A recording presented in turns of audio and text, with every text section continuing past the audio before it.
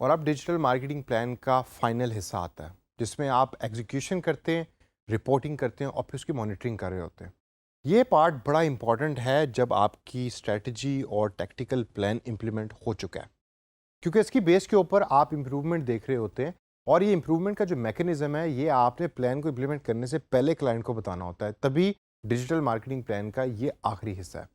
ये स्टार्ट होता है पोस्टिंग से, यानी कि पोस्टिंग किस तरीके से होगी, कितने बजे होगी, उसका पूरा प्लान क्या होगा। ये पोस्टिंग कैलेंडर से मिलता जुलता है कि जो आपने कंटेंट स्ट्रेटजी के पोर्शन में भी डाला है। पोस्टिंग के बाद अगली जो स्टेप है वो आता है रिपोर्टिंग का।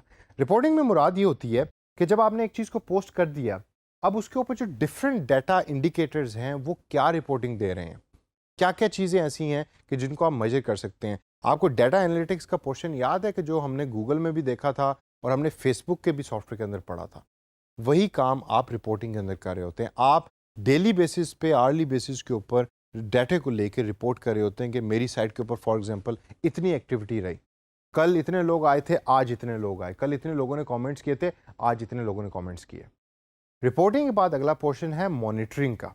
फॉर एग्जांपल मॉनिटरिंग के अंदर आप एज ए पुलिस मैन ये देख रहे होते हैं कि जो ऑब्जेक्टिव्स आपने स्टार्ट में सेट किए थे क्या वो अचीव भी हो पा रहे हैं या नहीं हो पा रहे, आपके कंटेंट की बेस के ऊपर। तो आप उसको मिक्स एंड मैच कर रहे होते हैं। आप एक मॉनिटरिंग मैकेनिज्म बनाते हैं कि फॉर एग्जांपल रोज़ एक बंदा शाम को चेक करेगा कितने कमेंट्स आए, कितने लाइक्स आए, क्या वो कमेंट जो है वो वायबल भी हैं, फिजिबल भी हैं, या उसका वो ऑब्जेक्टिव भी अचीव हो रहा है कि जिसके बारे में हमने डिजिटल मार्केटिंग प्लान बनाया था स्टार्टिंग फ्रॉम द बिगिनिंग। अब कुछ ऐसे इंडिकेटर्स हैं कि जिसको आपने मेजर करना है और उनकी मेजरमेंट आप अपनी रिपोर्ट में मस्ट डालें। और जब क्लाइंट ये देखेगा कि आप इन इंडिकेटर्स की बेस के ऊपर मॉनिटरिंग कर रहे हैं तो आई एम प्रीटी श्योर कि the client is going to be very happy. सबसे पहला है साइट एक्टिविटी। आप ये देखते हैं कि आपकी साइट के ऊपर एक्टिविटी क्या है, ज़्यादा है, कम है। फॉर एग्जांपल उसमें आप नंबर ऑफ़ यूनिक विजिटर्स के बारे में देख सकते हैं, आप नंबर ऑफ़ रिटर्निंग विजिटर देख सकते हैं कि कितने लोग वापस आए आपकी वेबसाइट पे। टाइम स्पेंट ऑन वेबसाइट, यानी एक यूज़र कितना टाइम उस पर स्पेंड कर रहा है। नेविगेशन पाथ क्या है, कौन से पेज से शुरू हुआ और किस पेज के ऊपर उसने अपनी जो पूरी नेविगेशन है उसको ख़त्म किया। एग्जिट रेट कितना है, कितने लोग आपकी वेबसाइट को छोड़ गए हैं। और लीड जनरेशन रेट कितना है। लीड जनरेशन मतलब है कि एक्चुअल सेलिंग क्या हो रही है, कितने लोग फॉर्म फिल कर रहे हैं, कितने लोग परचेज कर रहे हैं, कितने लोग आपका कंटेंट पढ़ रहे हैं।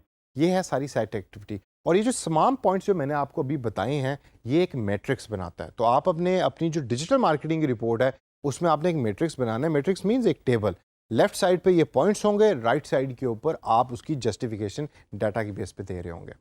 फिर अगला पॉइंट आता है सेल्स एंड रेवेन्यू का, यानी कि साइट एक्टिविटी के बाद अब आप देखते हैं कि सेल्स और रेवेन्यू कितना जनरेट कर रहा है आपका ऑनलाइन ये डिजिटल मार्केटिंग प्लान जो आपने बना के दिया क्लाइंट को।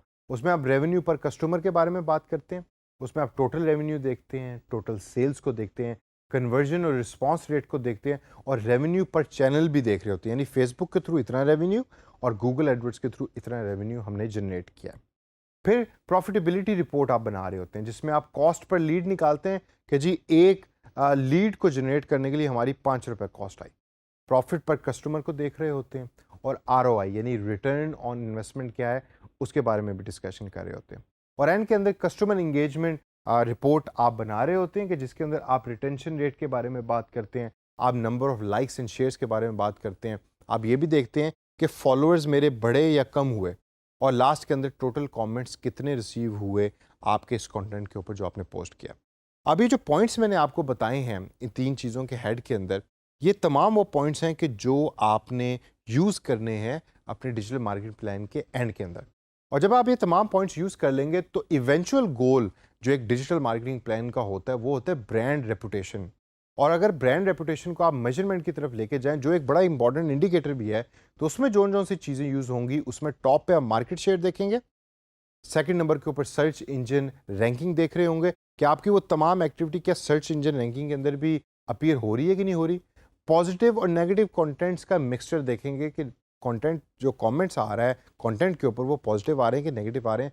और लास्ट के अंदर मीडिया ऑडिट भी आप कर रहे होंगे कि जो मीडिया आपने यूज़ किया क्या वो रेलेवेंट था और ब्रांड रेपुटेशन उसकी बेस पे बढ़ी या नहीं बढ़ी।